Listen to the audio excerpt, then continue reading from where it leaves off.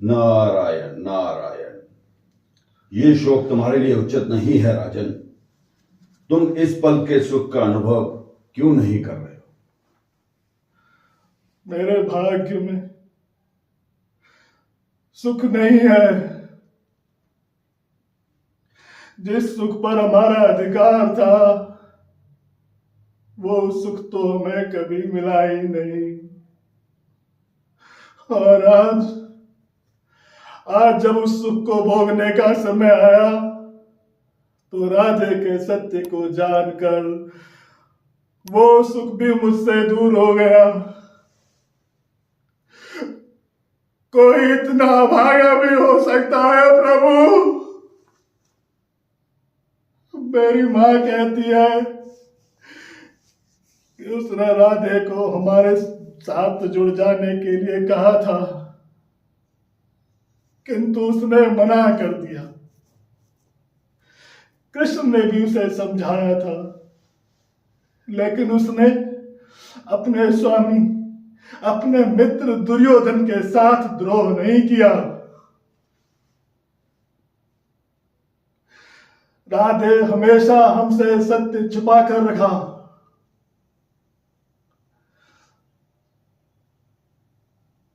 अपने धर्म का पालन करता रहा। अपने हृदय में कितनी पीड़ा सही होगी प्रभु, और हमने उसका वध कर दिया।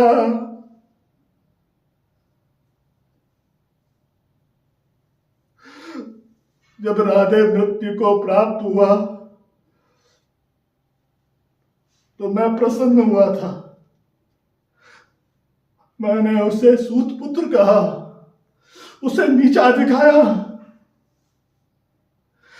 उस दिन सभा में जब द्रौपदी का अपमान हो रहा था तो उसने भी कुछ शब्द कहे थे। उससे मुझे अत्यंत क्रोध आया था। उस दिन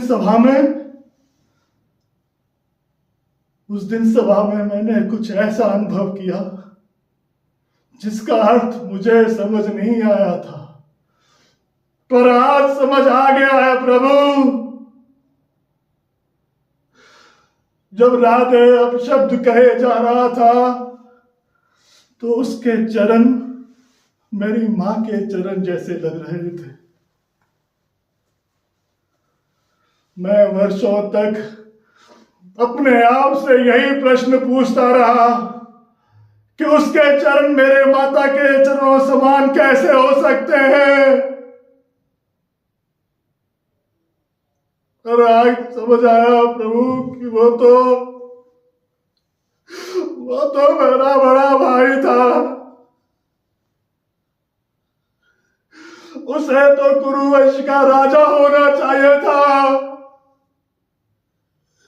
और हमने उससे उसका जीवन ही छीन लिया। क्या यही हमारा धर्म था? मैं अपने आप को कभी क्षमा नहीं कर पाऊंगा प्रभु। राजन, ये तुम्हारे नहीं राधे का भाग्य था। अपनी प्रजा के हित के बारे में सोचो राजन। इस तरह शोक मनाकर तुम्हें क्या प्राप्त होगा? प्रजा के लिए राजा उसका देवता होता है, किंतु राजा के लिए प्रजा ही ईश्वर है। मेरा धर्म मुझे यह आदेश देता है कि मैं इस दुख को भुलाकर अपने जीवन को उन लोगों के लिए निछावर कर दूं जो मुझसे न्याय की अपेक्षा रखते हैं प्रभु। और मैं अपने आप को कैसे क्षमा करूंगा प्रभु? अपने आप को कैसे क्षमा करूंगा महर्षि? अपने आप को कैसे क्षमा करूंगा महर्षि?